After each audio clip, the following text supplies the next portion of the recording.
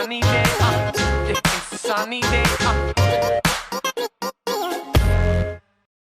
Howdy, friends. I regret doing that off the bat, not going to lie. Hey, guys, how you going? Welcome back to the Dead Dad Society. Welcome to the DDS. If this is your first time, welcome. Pull up a chair, grab a pew. I've put on a spread of Tim Tams tonight. Unfortunately, no one has made it to the group in person. I have a great guest for you, but no one has made it to the group in person, so I will be having some Tim Tams throughout the show. But yeah, thanks for coming back to the DDS or coming along, whatever it is. The DDS is a support group. It's a support group billed as a podcast.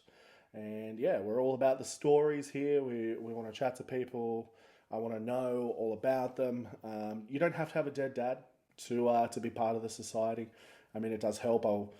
One day I'll give you a pin. It's just so expensive to buy pins. They're just so expensive. They're just so little. But yeah, thanks for all the love on the Andy Ryan episode. That was a good episode. Andy's a wonderful dude. And yeah, he's got that show coming up this weekend, which people should zoom into. It is already sold out physically, so zoom into that. I'll be doing that, and I'm really looking forward to it. Guys, I've started an Instagram for the Dead Dad Society. It's at Dead Dad Society. I think you guys probably saw that coming. I don't think there's too many other people in the world with that name. It wasn't like I would have to do Dead Dad Society Australia or Dead Dad Society Podcast, just to clarify. Dead Dad Society on Instagram, chuck us a follow. I'll be chucking up highlights from episodes and artworks and stuff. I put up an ad today that was a McDonald's ad. It's called the McDonald's Dead Dad Advert. And it's a story. It's basically an ad about a young boy who is going through his dad's stuff. His dad has passed. He's going through his dad's stuff. He's trying on his glasses. He's, going through his wallet or something. I don't know. But he's doing that. He's trying to make a connection with his dad who's dead. And he goes to talk to his mum and he says, "Mum, what was Dad like?" And his mum says, "Oh, your dad was this. Your dad was that. He was a hell of a football player." And then it cuts to the little boy trying to kick a soccer ball and he can't. Where's the connection with his dad? It says, "Did Dad really like techno?" And she says, "Yeah, he loved techno. And he was a hit with the ladies. He was a catch, your dad. He was a catch, your dad." That's not the right accent, but he was a catch, your dad. Just as they happen to walk past a group of young ladies. And the young ladies don't even give him a second look. Where's the connection with his dad? Where's the connection? He's sitting there. His mum's talking about how well-dressed his dad is. He always has shiny shoes. He was never scruffy. And he looks down and he's in scruffy clothes and his shoes are all scuffed up and they're dirty. Where's the connection with his dad? Where's the connection? They walk up to a shop. Just before they enter the shop, he says, "Did Dad have blue eyes like me?" And his mum says, "Nope, brown eyes." There's still no connection. Where's the connection, guys? They go inside and they sit down with a large fillet of fish value meal. And he takes a bite of the fillet of fish and the mum says, "That was your dad's favourite burger. He always had tartar sauce. Tartar sauce? He always had tartar sauce all over his chin." The burger pulls back and there's tartar sauce on his chin. You can't write it, guys. There's the connection. It was there the whole time. Could you believe it? Oh, my Lord. And the mother, she looks at him and she's like, "There. Oh, apple doesn't fall far from the tree. There's my boy. There's my boy." And then it goes to the McDonald's Golden Arches. And, oh, bloody hell, guys. I haven't cried that hard in a long time. Mainly from the soccer skills that boy displayed. I'm going to put that video, I already did put that video on the socials, but go and check it out, please, at Dead Dad Society on Instagram.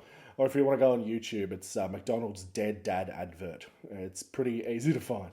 But it's a good hoot. It's a good hoot? It's a bloody hoot. It's a hoot, guys. Thanks for coming along to episode 11. Episode 11, we've got a wonderful guest today. It's the actress, comedian, dancer, singer extraordinaire. She's an absolute threat. Edan McGovern is our guest today. It's a great episode. We get real deep. I've got to stop saying that. I've really got to stop saying that. But that's the point of a support group. You get deep, you open up. We have a very good chat. And yeah, I'm really excited for you guys to hear this episode. If you like what we're doing here at the DDS, please tell your friends. If you have a good story, please just send an email, deaddadsociety@gmail.com. And yeah, just like and subscribe and do all that stuff, and I'll stop being annoying. I'm also doing a live show, one live show for the whole year. Well, not like I'm doing other shows, but one major, proper 1 hour long show at the Lakes Festival on the Central Coast. November 8th. Yeah, November 8th. It's in a big marquee. Obviously, COVID restrictions. I think we're restricted to only 80 tickets. So please grab tickets ASAP. Be good to see people in a marquee outside. Just good to see people out of their house, I guess. Who knows? But yeah, guys, thanks for coming along. Please enjoy this episode. Episode 11 with Edan McGovern. Bye. I'm going to stop doing that. I regret doing it every time. So, singer, dancer, actress, comedian extraordinaire. Yeah. Yeah, definitely buy into it. It's all good.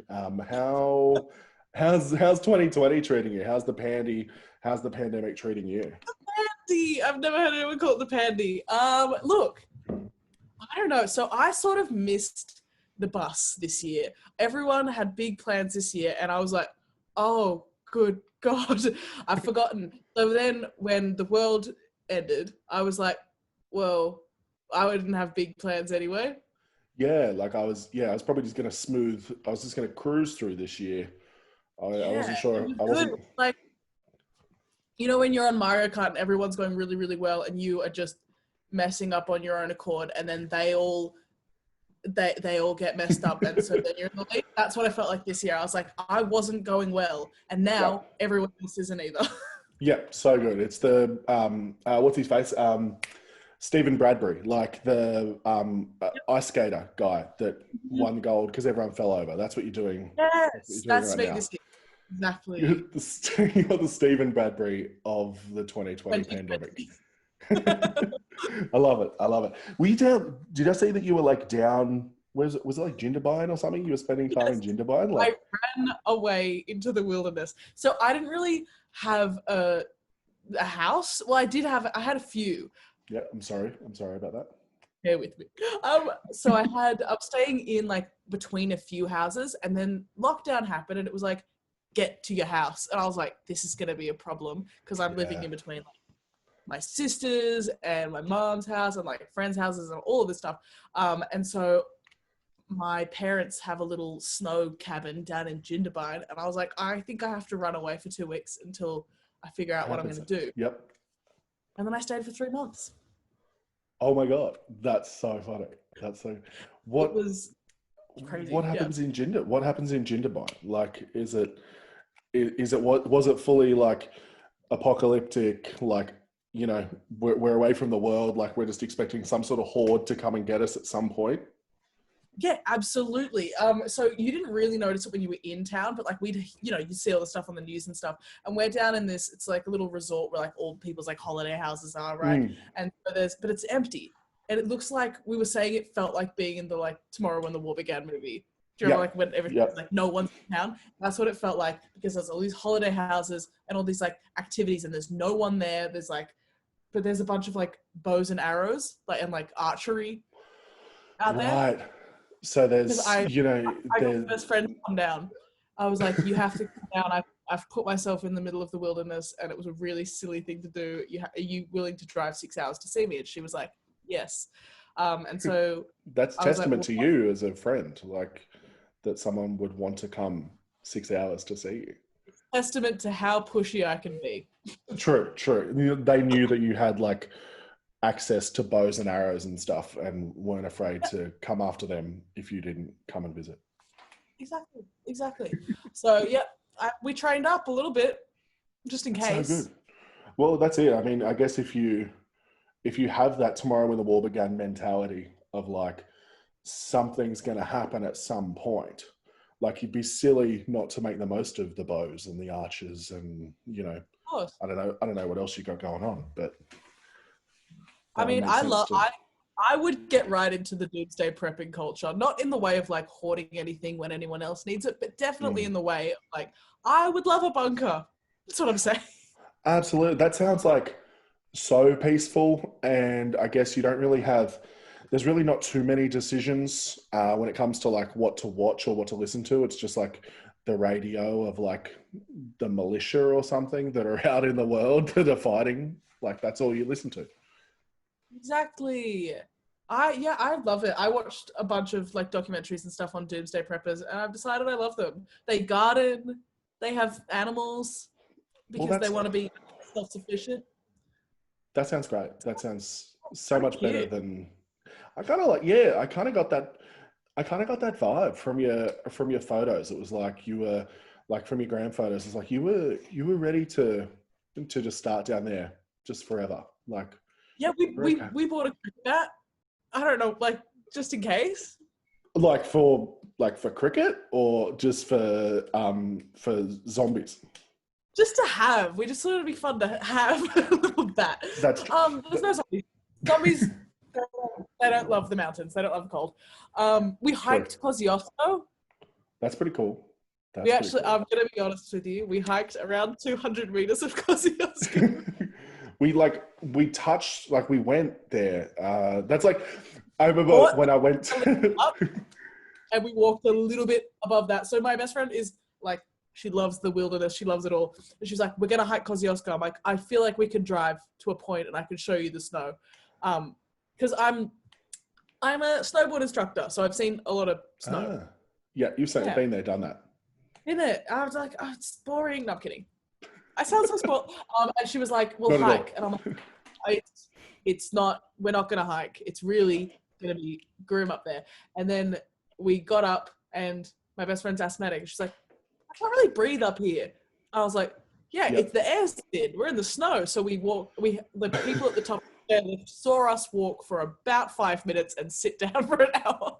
Oh my God. That's legit. I went to, I forget what it's called. Is it like the Cradle Mountain, I think? No, that's not right. That's not right.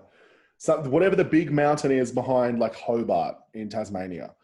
Okay. And I went with my wife and it's like, you know, there's all these like signs for like hiking tracks and how long this one will be, how long this track is. And it's like, then it's like the road just keeps going and goes right up to the top and you're like, that'll do. Like that seems so much better. I'm just going to drive to the top, take some gram photos. Oh, guys, I did it. No one knows that I did it in a Camry. So who knows? That's my ideal hike. I'm sorry. just lying and doing like a portion of it. Yeah. Yeah. My favorite exercise is lying. Good to stay fit and just stay on top of it and lie just all the time. That's so good. With yeah, wow, yeah, someone called it the pandy and I can't remember who it was, but it stuck in my head. Love the pandy. It kind of downplays it. Like it really makes it kind of cute. It's like I kind of want a pandy. Like it's a bit cute. Obviously, aside from like the reason why it's here, which is, you know, a lot of people's health is in danger. The first 2 weeks of the pandy, cute, big sleepover. Oh, so much fun.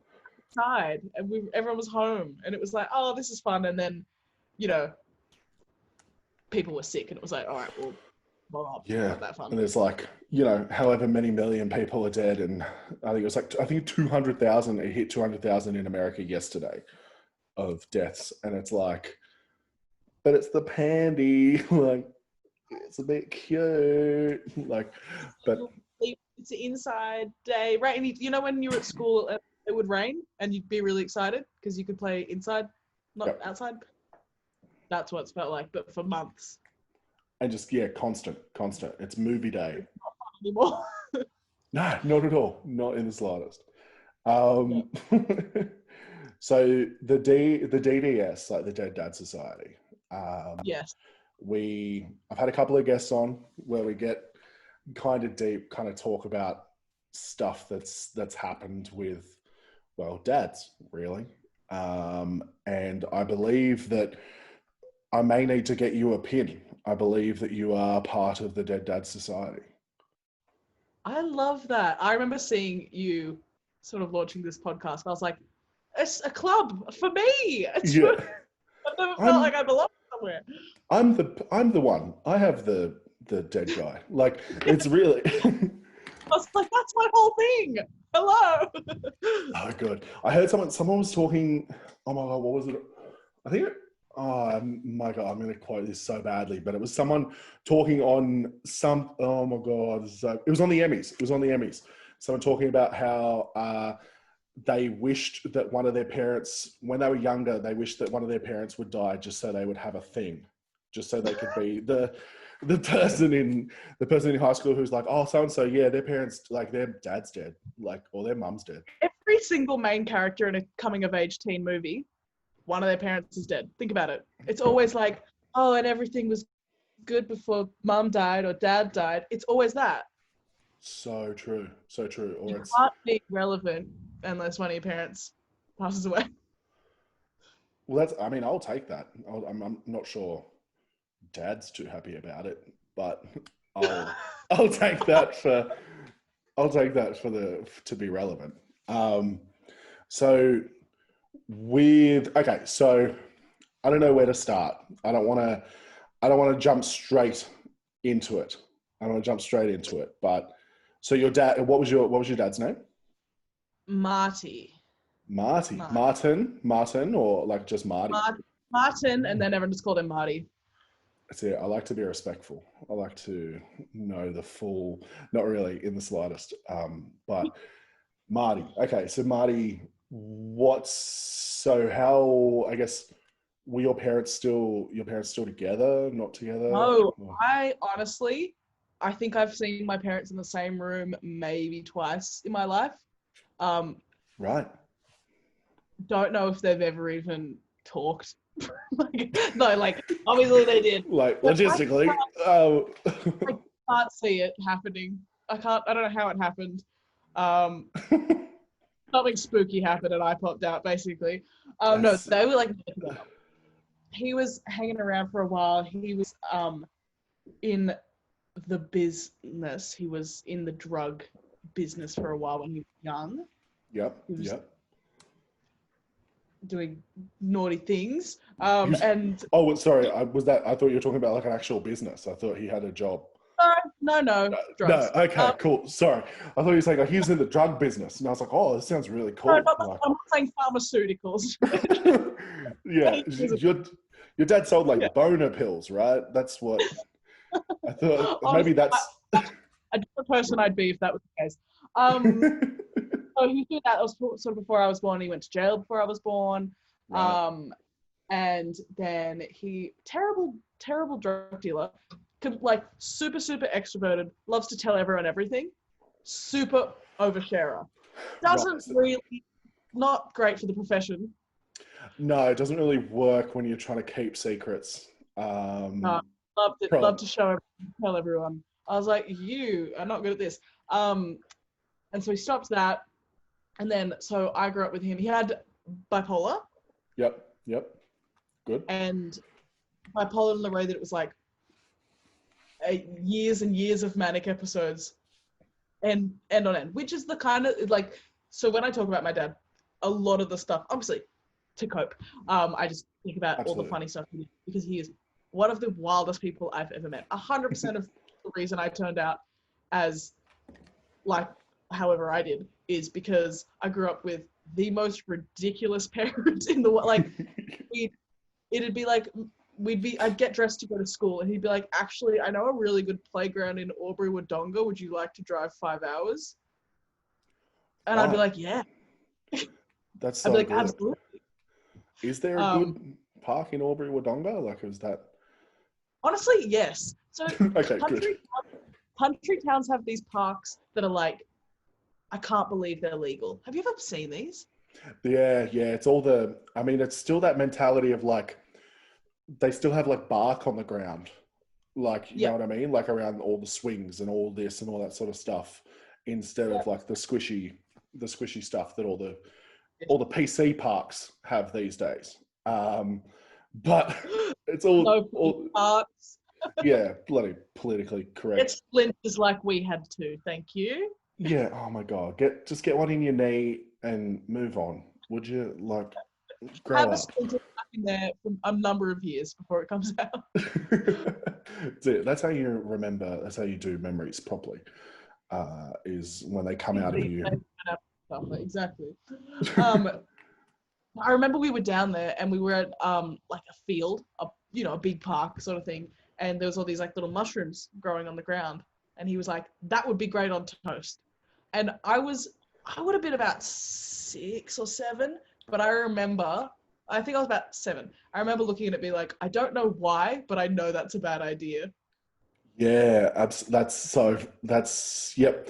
6 or 7-year-old Eden seems to have her head screwed on in terms of should we eat the mushrooms off the ground. So we held our shirts up in front of us and put all the mushrooms in our in little shirt bowl that we made. How many mushrooms? I'm sorry. We picked as many as we could. There is no how many should we take? It is 0 to 100. Let's become mushroom farmers now. We own these.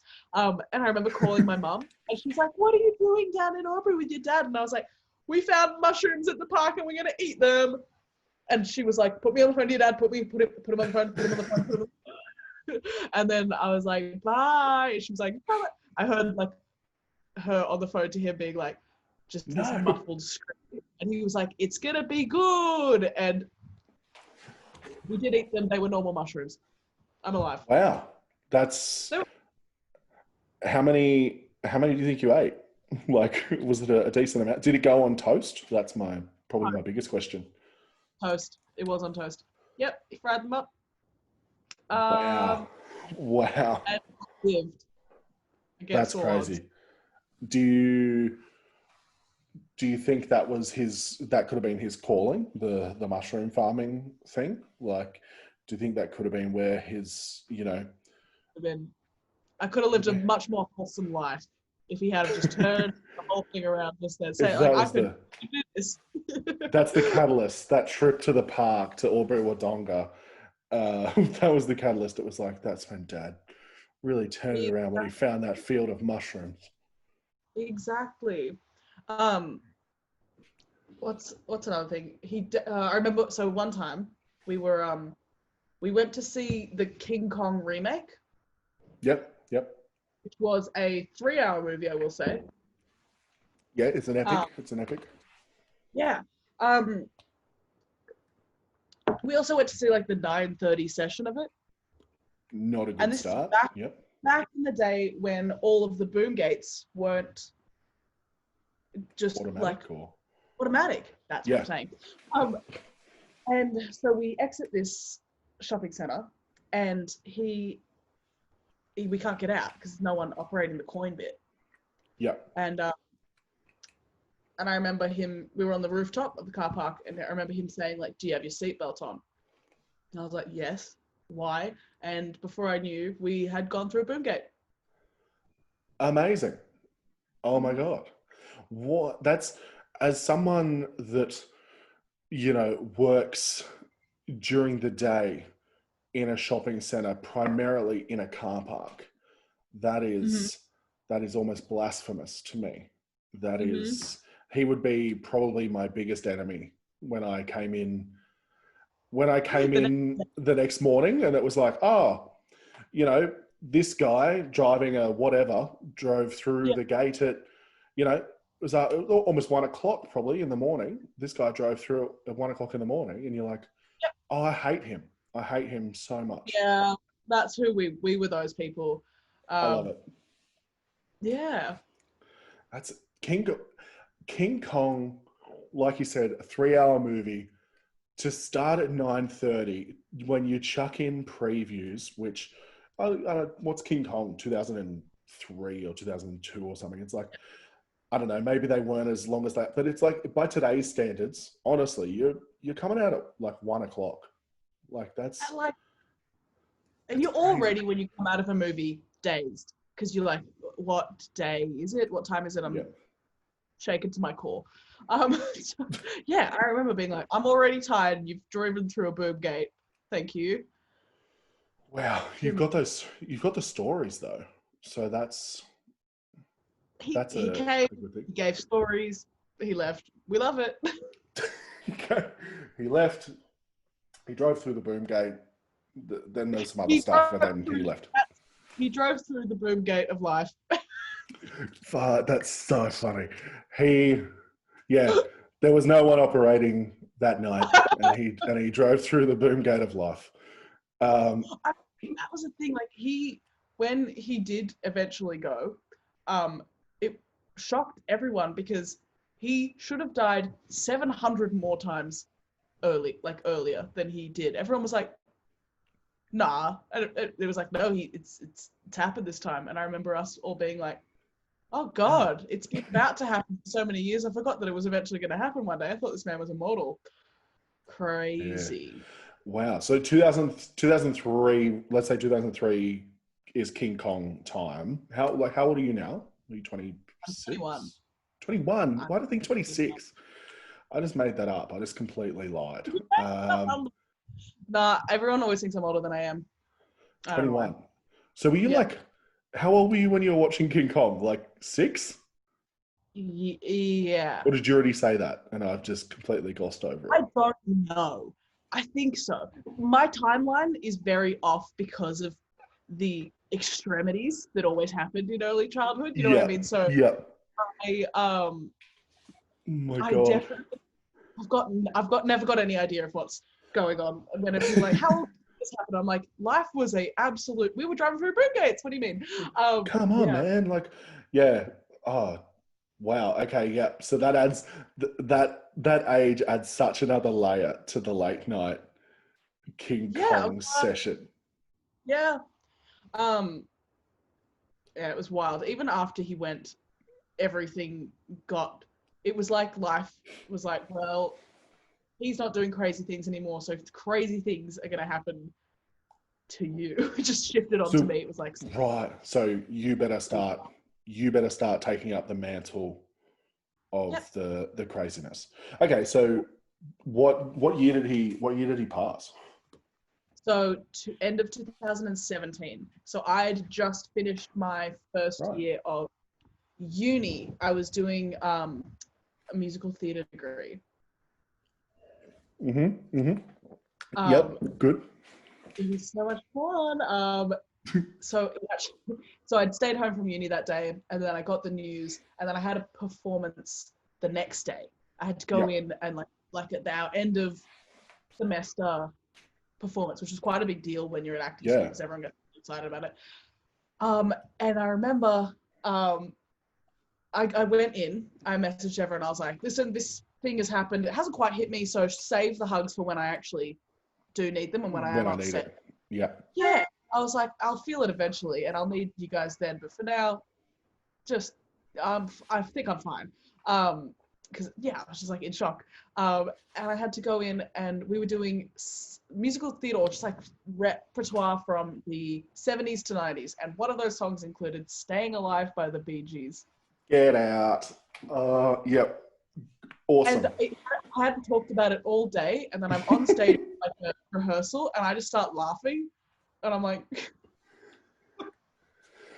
oh, Edan's fucking lost it. She's absolutely not all right. And I was like, we're singing Staying Alive. Oh my God. So 27. So end of 2017, you said. Yeah. Right. So we have been a part of the DDS for about the same amount of time. Right. So my dad died at the end of 2017 as well. So that's interesting. Okay. So what, I guess, without bluntly saying it, like what was the cause behind your dad's passing? So they're, pretty certain it was a heroin overdose. Right. Yep. Yep.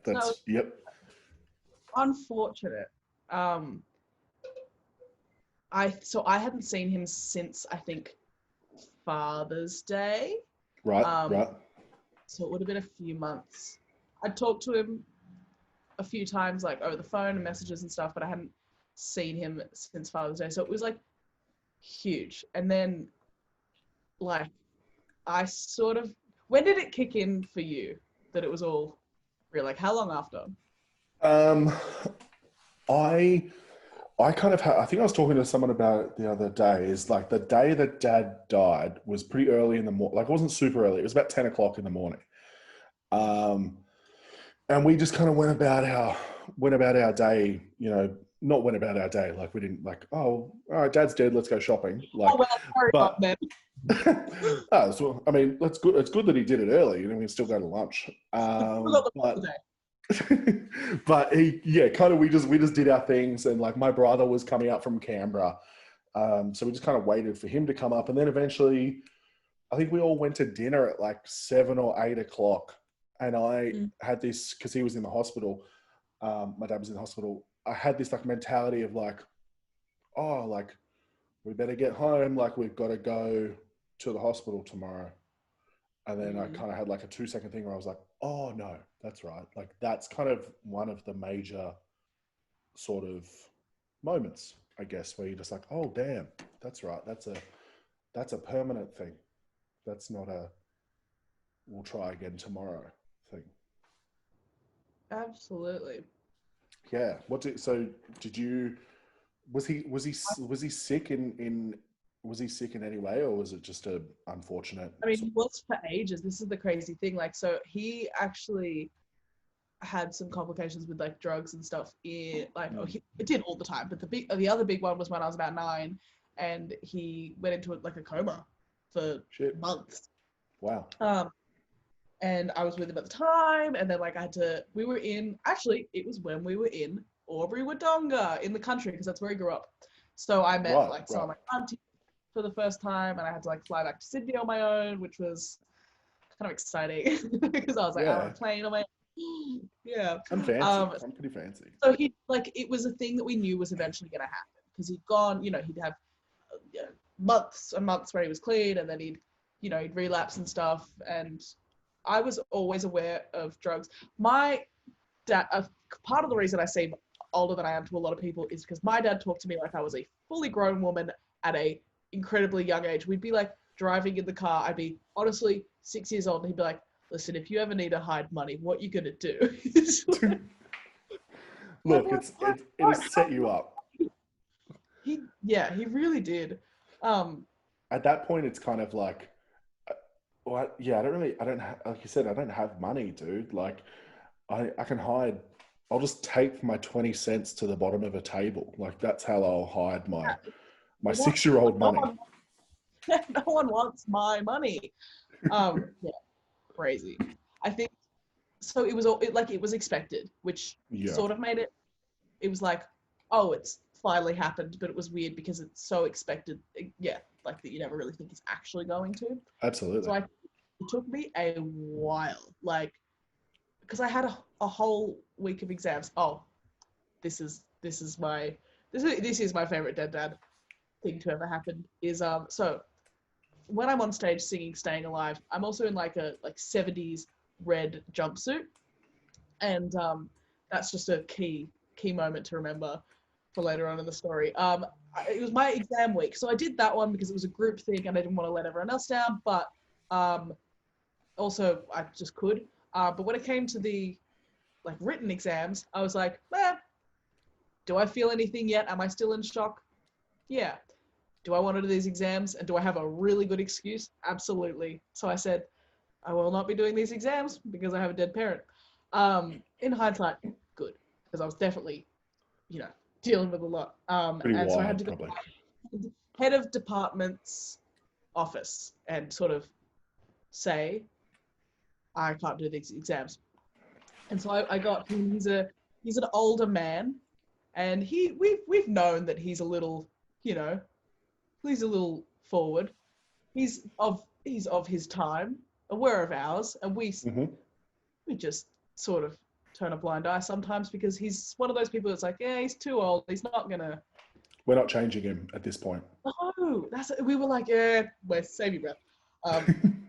He's chronically old. So, so I was like, I need to defer all these exams. My dad died. And he turns to me and he goes, if you put that red jumpsuit you were wearing back on. And I was like,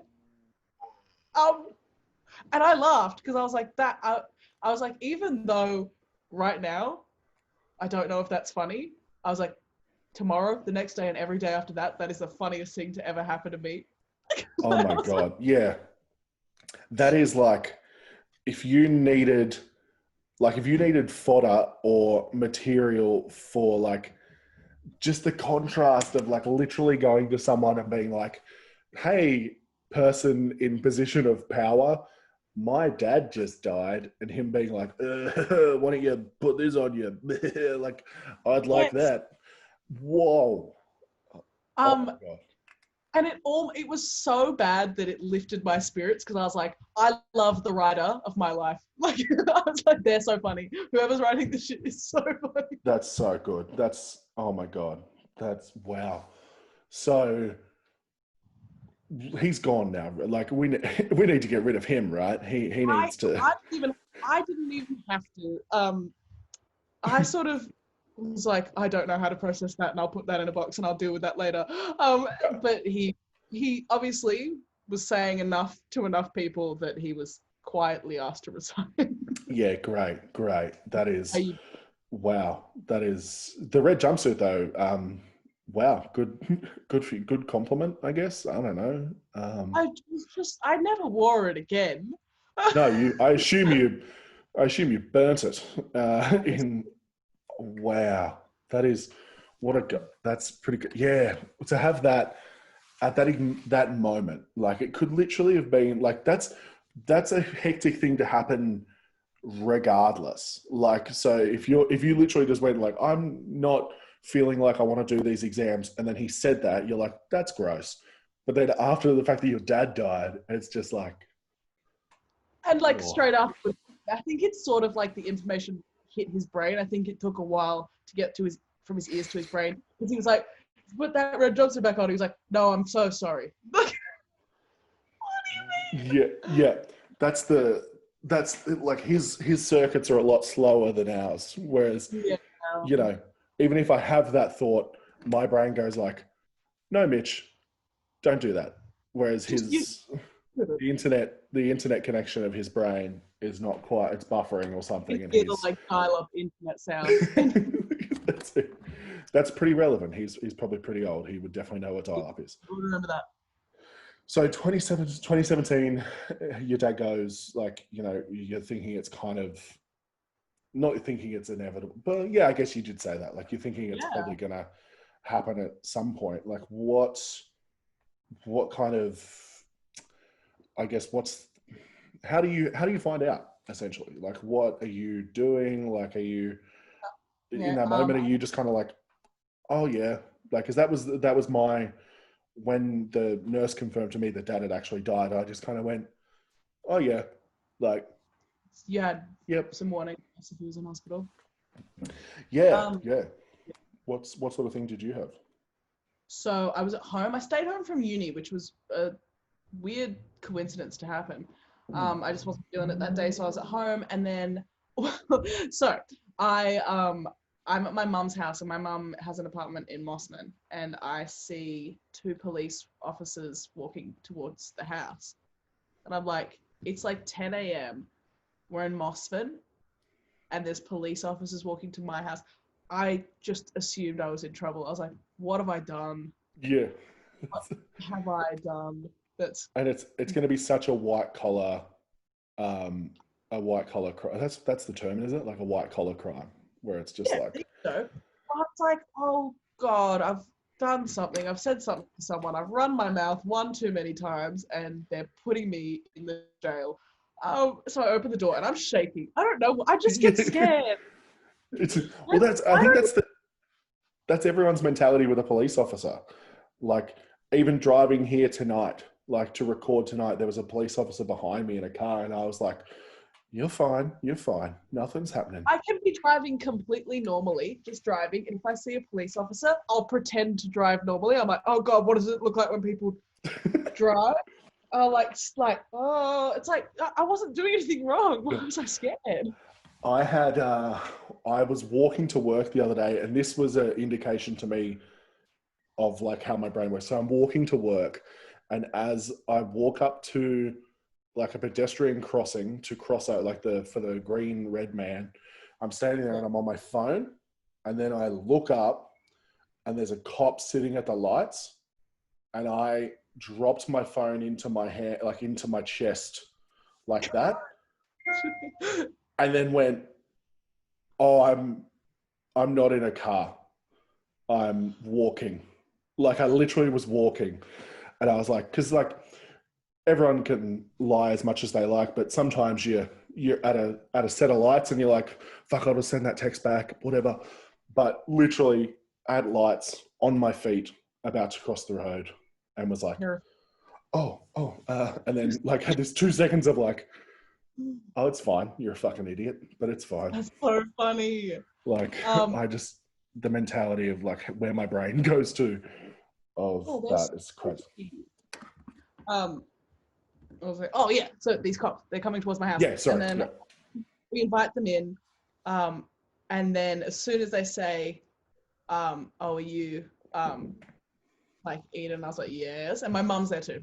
And she's looking at me like, because my mum is like more scared of this interaction than I am, because my mum is to put it simply, my mum once found a kazoo in my car and thought it was a crack pipe. Right, so she's very on high alert. So she's like, what have you done? What have you done? And so they say, he's been found, passed away. And I'd never been the person before to do like the nervous smiling when you don't know how to process something. But I just went, and I was like, calm down, psychopath, what was that?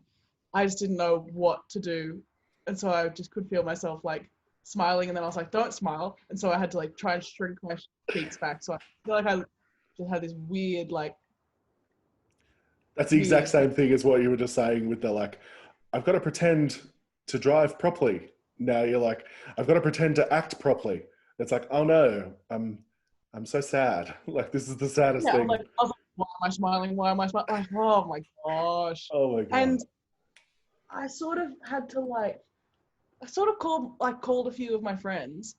I was like, I was apologetic to them because I was like, it hasn't hit me yet, but I know, like, obviously if it's not your own parent, it'll hit you much more normally, and they're like, because my friends were like, they didn't really know him, but they were like, oh my God, I'm so sorry. And I was like, oh, don't do that. Oh yeah.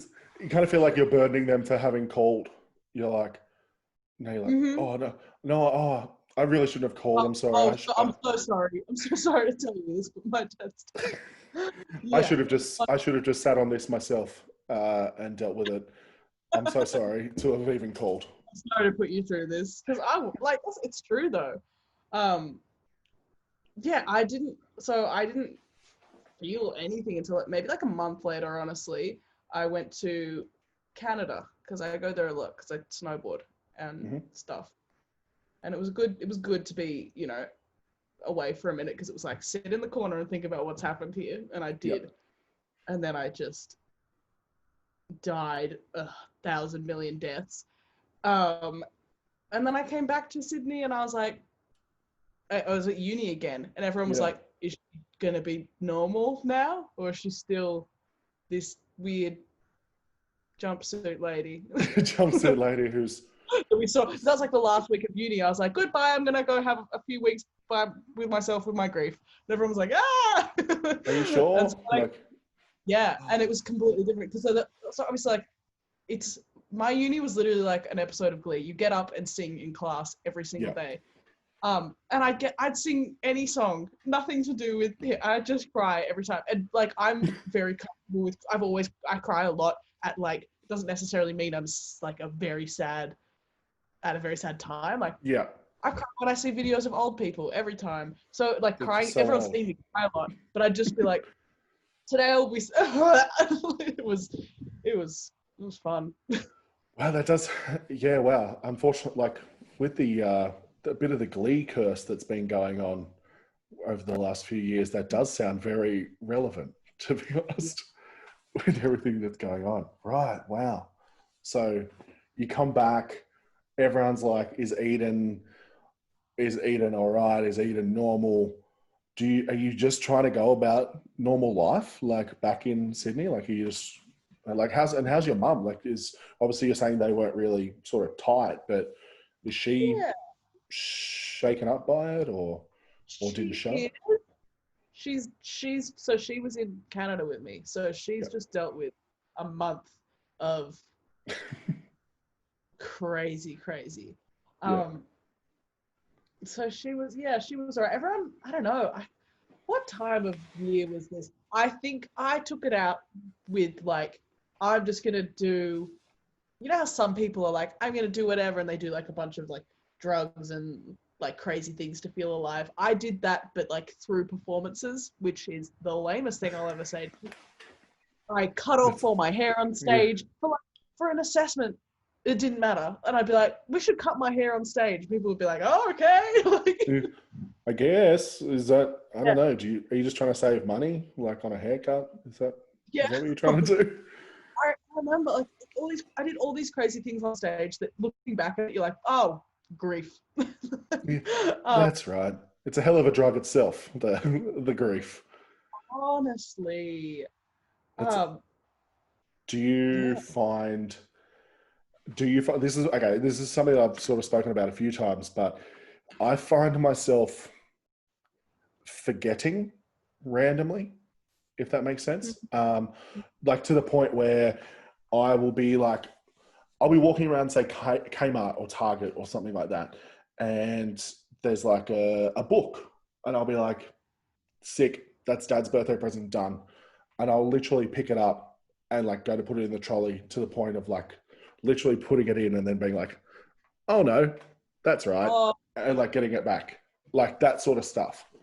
Do you find like as it comes around to maybe certain times of the year, or even just certain memories, like maybe a song or a movie or something, you're like, oh, got to tell Dad I watched that movie again, he loved that movie, or something like that? definitely. So the first, like, I'd say 6 months, once it hit me, 6 months on from that, it was sort of the opposite to that, where it was like, I kept talking to like my friends and my mum, like, or anyone who had had like a real close relative die, and be like, Mm. is it this forever? Because it's like sleeping, open eyes, oh my God, dead dad. It was the first thing in the morning, I'd be like, dead dad. Like, oh my gosh. And I was like, this is not sustainable for me, actually. No, I've got stuff to Like, do. it'll go, not really, but a little bit it will go. It will And so I shrink. waited that out. And then, I don't know, I I think because like my dad was always a bit of a issue. He was the troubled one of the Yeah. situation. So I think it was definitely I do notice a lot spooky, like with songs and stuff. Mm. Um, they come on at weird times for sure. Yeah. Like Um, like songs that he loved. Like I had my window like 2 days ago. I had my windows down and like a car pulled up next to me was playing like the song that we'd always play, and I was like, it's cool. can you not actually? Yeah, can we not do this? Um, Again, spoken about this on just about every podcast, but the like Coles radio, like as in like in the Coles shops where it's like Coles radio, blah, blah, blah. And then they play like a selection of like 12 songs across the whole day. One of the songs that they play is the song that we played at Dad's funeral. So I like have to not time, but like I kind of know. Outside, and then you're like, go, get right to me. Honestly, it's like if if I'm in Coles and Jumpin' Jack Flash comes on, I know that I'm not far away from the song I don't want to hear, and I'm like, all right, we got to wrap up this shopping. I got to go. But It's weird. Songs are so odd because sometimes I will notice, like, I'll be having a well-balanced, very stable day, and I will sit down, I will go to my Spotify, and I'll say, now cry. And I'll just put on a playlist of songs that I know. I'll just be like, and now you will be sad. Like, Yeah. what? Great. Yeah, that was me today, literally being like, today's cool, man. Like, I'm having a good day. And then it was like, I watched the Emmy highlights, and it was like Eugene Levy and Dan Levy from Schitt's Creek, and they're like hugging, and he's like, thank you, son. And they're like, Dad, I wouldn't do it without you. And I was like, it's fine. Don't worry about it. Like, it's all good. I'm glad they're having fun. I try not to get bitter, especially Father's Day just happened. And I will be scrolling through and I'm like, shut up. Calm down. Yeah. Not everyone's trying to attack you. I know. This isn't personal. They didn't put this up and be like, haha, I got you, Edan, you fucking idiot with your dead dad. They were like, I'm going to post a picture with my dad because this girl that I went to school with and haven't spoken since then has a dead dad. I went to my sister's house for Father's Day lunch, and she has a husband and a child, and she's on the phone to one of her friends, and she's like bitching about someone else who's like not been a very nice person and like sort of caused a lot of chaos between families and whatever. And my sister's on the phone. She goes, so my sister's dad isn't my dad, by the way. We have different dads, and her dad is alive. Don't I remember? Doesn't she make it very aware that he's alive? Don't I know about so she's on the phone to her friend. She goes, and why is she even going to a Father's Day lunch? She doesn't even have a dad. And I'm at the table like, and then she looks at me. She's like, oh, I have to go. I was like, are you right? It was very funny. I see so many, like you're saying, where you scroll through and you're like, you put that up to hurt me. The amount of things that I like, the amount of like ads that I see that are like super cheap auto ads or something, and it's like, give dad what he wants this year, and I'm like, what, fucking a Pulse or something? A few more years, yeah. Come on, come on. What was the one? There was one that was like, there was, I think it was like skydiving Sydney, skydiving Australia, and it was like, give dad a rush, and I was like, that would be such a rush. He'd love it. Weekend at Bernie's. That would be a rush for him. Actually, you took him like, skydiving. Took him something carrying just holding an urn, like while I skydive. No. I remember picking up my dad's urn. We didn't bother. We were like, this man super glued his teeth back in. We're not getting him a fancy urn. He does not deserve it. We were like, he's not gonna know. And I remember holding this like plastic. It looked like recycled plastic. I don't know what it was. It's a milk bottle. It's a milk bottle, essentially. Plastic box, and I was like, oh, like a Jack in the Box, but a dad in the box. Yeah. I was alone in my car. It's like, yeah. As long as it doesn't like pop out. It goes, that's gross. But yeah, my dad's literally sitting on the like coffee table, like in that bottle, like in that box. I knew. Yeah. Yeah. He's still there, like just chilling. Yeah, my mum, so strange, but she's got like her coffee table, and then on the coffee table, there's nothing of use. It's literally the flower arrangement from on top of his coffin, which is now dried. So she's like, I just actually really like it as like a dried flower arrangement, and I'm like, that's fine, like you know, reuse, love the planet, all that stuff, but. Like that's still the one from the top of dad's coffin. Like that's just weird. But yeah, and then there's like a little table in the corner, and dad literally sits there, and he's in the bag. He's in the bag from the funeral home still. Oh. Like it's whatever I think it's like Crichton's Funerals or something, and it literally just says it on the side. And I'm like, in the bag.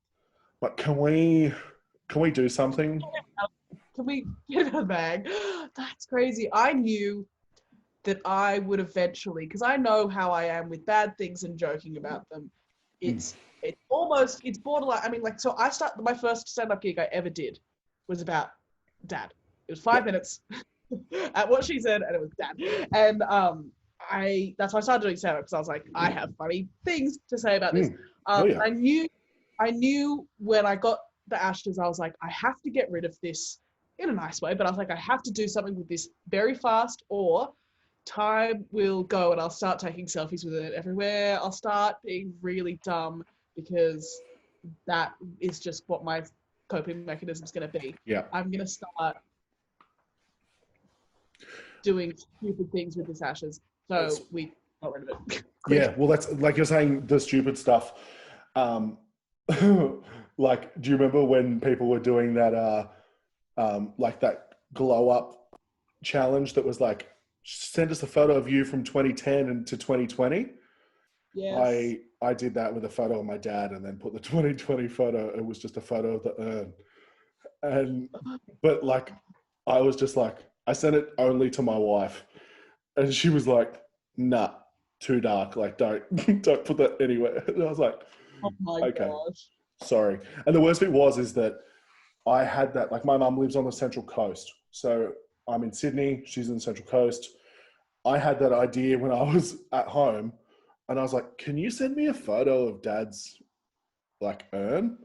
And she was like, why? And I was like, oh, I just wanted to, like, I was trying to, like, make a joke about it. Like, I just think it kind of looks like a milk bottle. She was like, that's weird. And I was like, yeah. And then I was like, I'm never telling her why I did that. Can't tell her. Nah, she would not appreciate whatsoever. Crazy.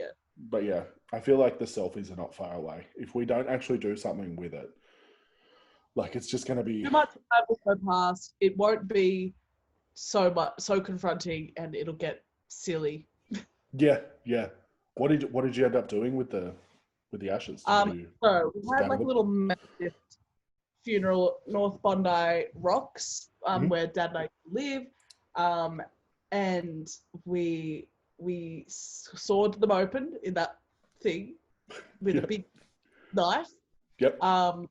And I wanted to just, put it in the water. So many things happened. So we let off some balloons. I want to say they are the biodegradable balloons that don't hurt the fish. Look. Great. Do I know if they hurt the fish? People have said they don't. So I'm choosing to believe that. I will believe people. Yeah. I'll believe it if you say your balloons are meant for letting off. It's fine. Letting off. That's what that's so funny. It's for the, the drama of it all. And I said, well, actually, I didn't even choose it. I think my family was like, yeah, we'll get some balloons to let off. And so, my brother-in-law is sawing open this plastic container, and I'm sort of standing there with these balloons like, all right, well, I don't know really what to do here. And this woman comes up, and she's like, you guys are murdering the fish. We were like, sorry, like, we're clearly at a funeral, gathered round. No one's looking particularly joyful. It's not a birthday, is what I'm saying. We've got balloons, but it's not looking like a fun time. And she's like screaming at me. She starts screaming like, you're murdering the fish, you're murdering the fish. Like, and then, there's particularly, rougher members of my family then start arcing up, arcing back. So I just walk down to the rocks. I can just hear this, like, nothing I love more than a public altercation. So what Dad would have wanted, maybe. Honestly, probably. Yeah, he loved it. Oh my God. He would have loved that many people to be arguing about him. And so then I'm sort of pouring it in, and it's windy, so it's blowing back at me, and I was like, this is splendid, actually. Yeah. Wow, the writer of your life has really nailed that episode. I want to talk to the writer of my life and be like, I get it. It's absurdist comedy. I'm on board. It's just on the nose. Like, can we tone it down just for a season, maybe a couple of episodes? Like, I'm having a real tough time. Can we give like a side character a backstory? Yeah. Yeah. Do one of those shitty episodes where it's like it just focuses on someone else for a bit, and like maybe I pop in every now and then, but can we just focus on them for a bit? Yeah, can you actually write my character off? Like they go something else or something. And then we'll just bring in, I don't know, we'll bring someone in like in that Like a big 70s. name. Like, yeah, that's it. 2.5 Men. We'll Ashton Kutcher it. You go. I want my role in my life to also be Ashton Kutcher. And not punked Ashton Kutcher. I want like straight up 2.5 Men, as though he's, however old he was, possibly still with Demi Moore, to come in and replace you. Oh, I could ask for nothing more. that's so good. That's so good. You sort of touched on the not the HSC. You sort of touched on the exam thing before. When we were talking the other day, or when I asked you a few things to talk about in the show, you mentioned something about your HSC in the fact. Actually, I'm not gonna ruin it. Tell us about your HSC. So, I have ADHD. I was diagnosed really, really late because, not to toot my own horn, but I was basically throughout school sort of bright enough to talk my way out of having to do actual work. Right. So it's held at school until a certain point when it's not about how bright you are, it's about information retention. Yeah. Which I was like, oh, what do you mean? I'm charismatic. I don't need to know anything. It's like, forget it. It's like, forget this test. How about I do a little dance? Do you want me to do a little dance for you? I literally used to sing songs instead of doing like presentations and stuff, and they just let me because they were like, oh, okay. That's good. Yeah, they were like, very cool. Don't do it again, but that was fun. So I didn't know I had ADHD, which is wild because it was like, why did no one know? I was writing poems for like history responses and no one flagged that. Everyone just let that happen. It's an acrostic, it's like an acrostic poem about like King Henry VIII, but it's like, okay, killed everyone. Like, a good idea, honestly. So I loved being at school. I was so into the whole like culture of it all and the like music and the drama and the shows and I got into it. I loved it. But the actual academic side, I was like, this kind of sucks. Because the thing with ADHD is like, it's not that you can't focus, it's that you can't want to if it doesn't interest you. So I'd be doing math and stuff. I'd be like, I'm sure I could do this because I'm not an idiot. But I don't want to, and I can't want to because I can't. Just don't want to. Feel like I can't do anything I don't think is important, which is really annoying because it means self-discipline is very hard. Anyway, so I knew the HSC was going to be an absolute joke because I tried really hard in music and drama, and then I tried not very hard in like ancient history, and studies of religion, and like English. I probably did it right. Either way, I didn't want to. I didn't want to know. Everyone was like, the ATAR. And I went to a school in the eastern suburbs. Basically, if you get less than like 80, it's like, don't bother. Like, are you scum? Like, what's... Yeah, it's like, oh, like, what are we going to do? Like, it's a big deal. Crazy. It's like looked down as like not being smart. It's like, it's just warped. Anyway. And so I was like, I just feel like I don't want to know. So I never put my phone number on the like thing that notifies you. I just never logged on. And it freaks people out, which is crazy because they're like, how don't you have this like clawing at you every day? And I'm like, I don't care. It's an HSC. Anyone who talks about it after 2 weeks after leaving year 12 it's a red flag. Yeah, that's it. Like, you've been working like all that time. Once it's done, if you want to get your score, get your score. If you don't, whatever, move on. Like, literally, like I probably would have made different decisions looking back, but it's like, who cares? Like, life is like, especially, you're creative, I'm creative. Like, this is what I want to do anyway.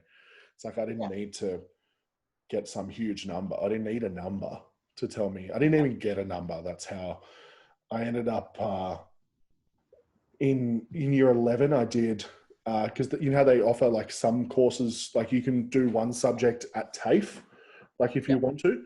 So in year 11, I did journalism at TAFE. And then at the end of the year, I was like, so we're like, you know, next year, like another certificate. And they were like, no, it's a 1-year course. And it was like, but how does that count towards my year 12? And they're like, well, you just got to make sure that all your other subjects are all category A. And I was like, but they're not, because I had done like in one of my lines, nothing appealed to me except for retail, like a thing called retail studies. Literally nothing appealed to me. So I just picked that, and it turned out it was a category B subject. So then when it came time to actually get my HSC, they were like, you don't qualify. You'll get your HSC, but you won't get an ATAR. You won't qualify for the UAI, whatever it was called when I was there. Yeah. Qualify That for is it. wild. And I was like, oh, okay, cool. And I always had in the back of my head I was going to be a mature age student and go back after like I was 25, because then it didn't matter. Yeah, but, that's the thing though. Like, how badly can it go? Either you don't get a high enough ATAR and you go something else, and then you eventually like work your way into the degree you want, or you wait and then you do what you want. Like, you know, I get the people that are like really wanting to go into like medicine or law or whatever. They really, really want to, but it's it's the ranking. Because I remember girls in my class would be like, "You better pull your weight, because if I get 99 rather than 99.9, you're in big trouble." I was like, I would have cared before you said that. Yeah. And now I don't. Now I'm kind of doing it like to prove a point. I really Now I'm don't. almost do it despite you, because you really put me out. Yeah, you're pretty much scum. You're pretty much scum to them. I don't want you to work ever, because I think you need So to this day, 2020, whatever the date is, was it 22nd of September 2020, you still haven't checked them? No. No. My mum did, because she was like, I'm curious. I was like, you can. And like when I applied to uni, I got her to put, like, so I auditioned for my uni, but they were like, tell us your ATAR anyway. So I got her to write it down after I'd filled everything else out. Yeah. So she knows it. I don't know. I think there's nothing good that will come from ever checking it. Like, I'll either be like, oh, it was better than I thought, or oh, it was worse than I thought, or oh, sort of normal. Either way. I've graduated uni. Like, what am I doing? Well, yeah, that's it. Like, you don't need that. I mean, it could be a nice storyline for, you know, many years down the track, possibly when you're on your deathbed or your mum's on a deathbed, to just be like, blah, like as one of you die, they just say it, blah. It was this, and you're like, what? And it's like, it was this, and you like shake your mum. You're like, wake up and tell me. Like, then you actually give a shit. Yeah. Oh man, absolutely. That's scary. That's scary. Like, in the strangest way. Like, it doesn't matter whatsoever. Like, I completely agree. You've finished uni. It doesn't matter. But then just the idea of being like, there's a number about me that I don't know. I also don't like the idea of my mum knowing something about me that I don't know. Does that make sense? I mean, I don't know. I think not knowing, and it deeply shakes the people that put a lot of, you know, worth into emphasis it. on, like, yeah. Yeah, I remember. So I was dating a boy when I was in high school, and all of our ATARs came out, and then I was in a taxi on the way to his school, year 12 formal, with him and his mum and his dad. And she goes, like, how did you go? And I was like, oh, I don't think I'll be checking. I haven't checked. It was like a week after. Yeah. And she was like, very uptight woman. Don't miss her. And she was like, are you a coward? And I was like, what? I was like, no, I just don't care, actually. That's gone so next level. That's so next level, so quickly. I will never check, just to spite that woman that I will never see again, because I haven't seen that boy. Oh, yeah, wow. I was like, that's enough. That's enough for me to never check it. It's just because it annoys her more than it annoys me not. Are you a coward? Oh my God. Are you a coward? I was like, yes, but not because of that. Probably. Yeah, like Maybe. heaps of other stuff. Like I'm holding down a lot of other problems, but not this. I have a lot wrong with me, actually. I'm finding it Listen, very hard to focus on this conversation because of my ADHD. I don't care, I don't want to care, and I don't care about this. And that's yeah. oh my god. So Is that good. the you said a name there which I can bleep if you need. But No, doesn't matter. It's so far away. did Can't do it. is that the same boyfriend from the Yes. cheating on you three-way? Yes. Well, so this is again. I told this to a therapist the other day, and I was so excited. And I told her what I'll tell you now. This story, the healing happened because I knew this was the best story I was ever going to get. I had some pain, but in return, I got this beautiful, beautiful moment in time. Again, the writing, impeccable. Don't know who's doing it. Big fan of theirs. Good for them. I've been dating this boy since I met him when I was 10 years old. We went to primary school together. We stayed in contact throughout high school. So he has a friend, and his friend has a girlfriend. So there's these two other people, and we're like sort of, hanging around them, not too much, but like they're around people, Yeah. in our like social circles or whatever. And this guy and his girlfriend approach me and say, "Would you like to have a threesome?" And I said, "Excuse me." I was like, "I feel like that has to be a no." And I didn't know what to do. So I was like, "Oh, how do I tell my boyfriend that his friend has done a little sneaky?" Propositioned his lady. Yeah, he properly propositioned. And so I sort of sat on this information for like a few days because I was like, what do I do? This is real. This is big T. Because I like we're hanging out with these people. I just could cause a big fight, so I sort of didn't know what to do for a while.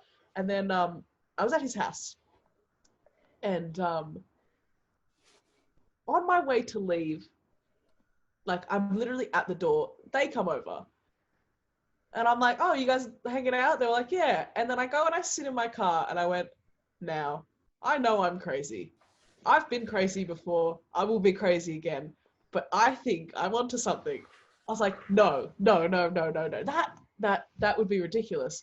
They wouldn't get a no from me and go, "Well, we could ask him." Who's left? And so I drove home. I remember I just got my license, so I didn't know how to defog a car because it was really rainy.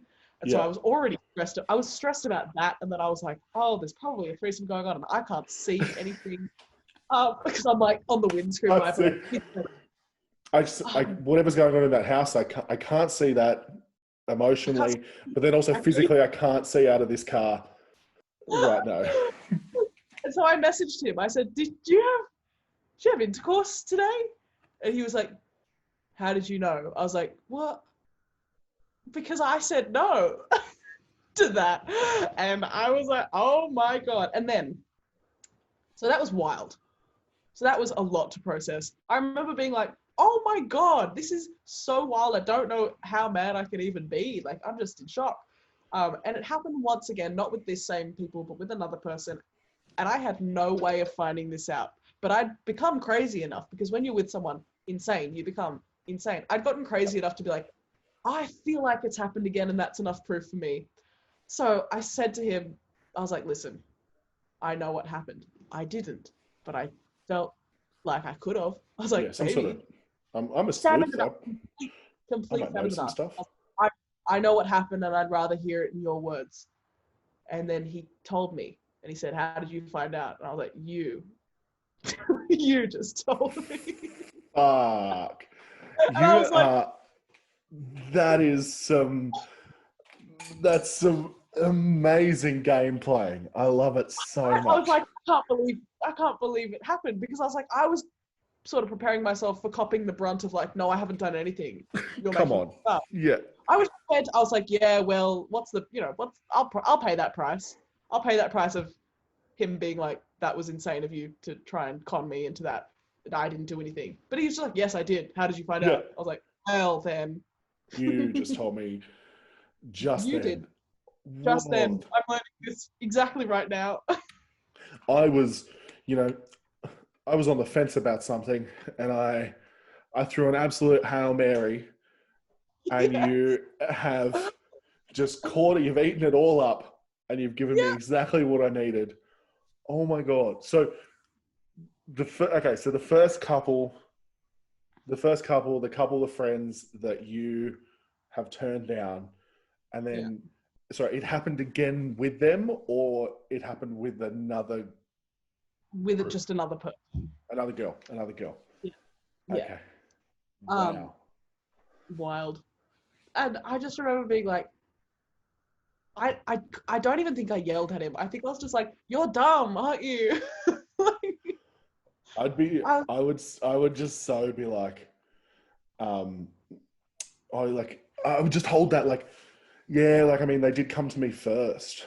Like, and I mean, it's like not a sloppy seconds as such, but like you were second choice. Like you were, I'm you trying to think of, got where I feel exactly. I remember and then I saw this couple then out, like, because obviously, like at the end of the year when we turned 18 and we were going to clubs all the time, I saw them, and they were like giving me like dirty looks. I was like, oh, Tina, what did I do to you? yeah, yeah, like, sorry that I rejected you and then you slept Sorry. with my boyfriend. I was like, oh, I gotta go. Gotta Oh, go. does that, okay, so does that, to me, that sounds like it's like being driven by her. Does that, does that make sense? Like, because it's like, at first it's like, oh, let's just ask Eden. And Yeah. then Eden says no.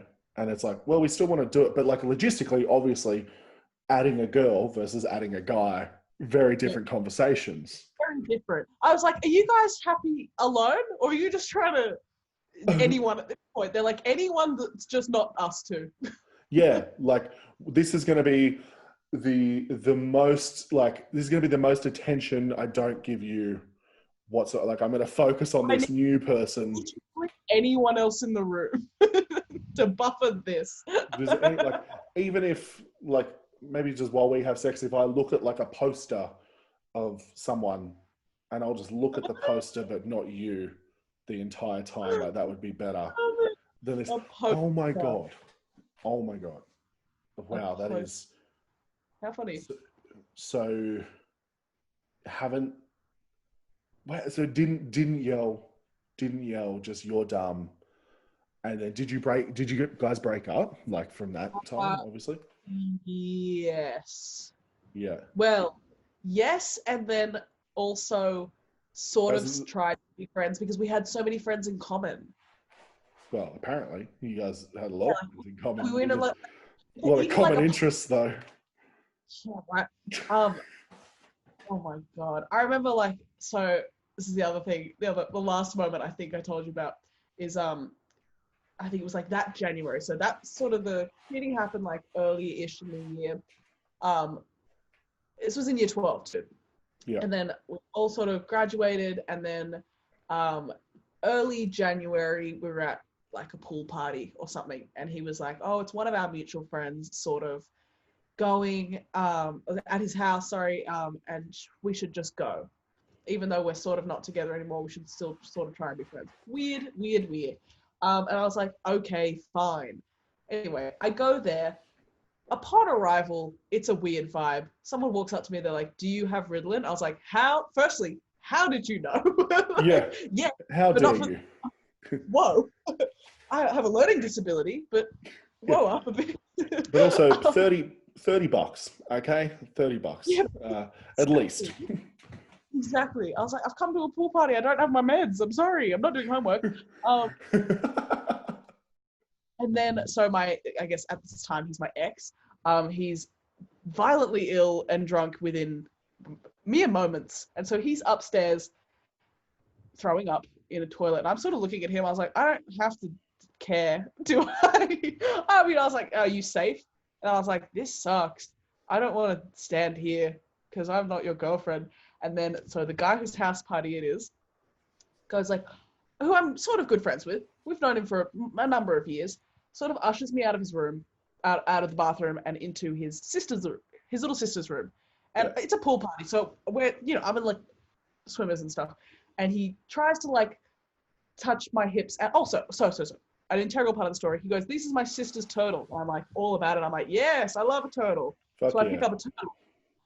And then he tries to grab my hips. And then I'm so scared by this that I almost kill a turtle. Not by crushing it, I go like this. And then the turtle flies out of my hand back into the tank, thankfully. But I wasn't certain that I didn't kill it and die it.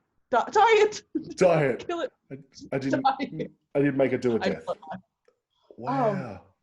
And I was like, oh no. So then I'm sort of trying to weasel my way out of this weird situation. I can hear my ex throwing up and this guy's trying to come on to me. And so I'm messaging my best like guy friend at the time, who's still one of my best friends. And I don't have any money to my name. And I'm messaging my friend Wayne and I'm going, where are you? Emergency situation. Someone's throwing up. I almost killed a turtle. I'm trying to get out of another. Listen up, Wayne. I don't know what the order is that I want to go here, but I think I'm going. There's a turtle. Someone's throwing up, and then there's some sort of assault. Someone's grabbing me. Honestly, so I was like, I need help, and he was like, I can't drive, but I'll order you an Uber to this party and I'll send it to my house. And I was like, thank you so much. So then I had to like leave and be like, gotta go somewhere. Like, then I get out of this house like a movie, like a spy movie. I'm like weaseling my way out so I don't have to talk to anybody about why I'm leaving. And I get teleported in this Uber that I have to find, obviously, because I don't have you don't have the number plate or any of that stuff. What's going on? And then I get to my friend Wayne's house, and he says, "We're really high, and we're going to go watch the Assassin's Creed movie." Great. And I was like, "I think I'm going back to the pool." I think I'll go back. I'll take my. I'm going to be groped, actually. Yeah. No. Yeah. I'm going to go back. I was going to call my friend who's a veterinarian. I'll see if they'll come with me. We've got to resus that turtle. See if we can wake him back up. Yeah. Wow. And Assassin's Creed movie was terrible. But I was very lucky and very thankful. Yeah. And then the friend back at the party like ripped off his mask and it was your uni lecturer guy the whole time. It was elaborate. That's exactly what it is. Yeah. And then as you left the house, he was like, remember the jumpsuit? Even though the timeline of this story or this joke does not make sense whatsoever, because that was year 12 and then the uni thing was later. But look, it's flawless. The story of my life is also a weird time traveling stuff. Yeah. Just to add a little bit more. And did I forget to mention the whole time that I've been time traveling? That explains why I wasn't actually. Yeah, I wasn't actually 6 when I was watching King Kong back in 2003. I was a mighty 11, but I travelled back or something. Who knows? Mighty 11. I don't know. 11 is strong, apparently. I'll wrap us up in a second because I feel like we've gotten deep. I keep saying this every episode. I keep being like, hey, we got pretty deep. Like, this is a good episode. We got deep. And I'm like, when I actually think about it, I'm like, deep is such a gross word. Yeah, but it's like, we've gotten deep. It's called Dead Dads. Dead Dad Society. Look, I think we knew what we were in for. Keep it light. Yeah. Yes. God. Yeah, what have we had? We've had Dead Dads. We've had threesomes. We've had lots of stuff. There was the bladder, the stomach bladder. That we started off light. That was good on the wall. But we've had exams. We've had so many things. We've had some highlights. Bloody hell! I've been with my guests, what I've been doing is, and it might not particularly work with you, but I'm going to do it anyway, is that when I've had a few people on that I have kind of been auditioning as though they were my new dad. So I'm like, Okay, yeah.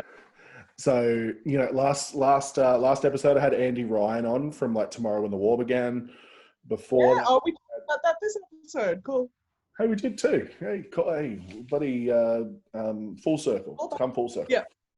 Yeah. And you know, I asked a question. So, Eden, if you were my dad, like, what is the number one piece of advice that you could give me to make sure that I live a good life, that I fulfill a good life, as if you were my dad?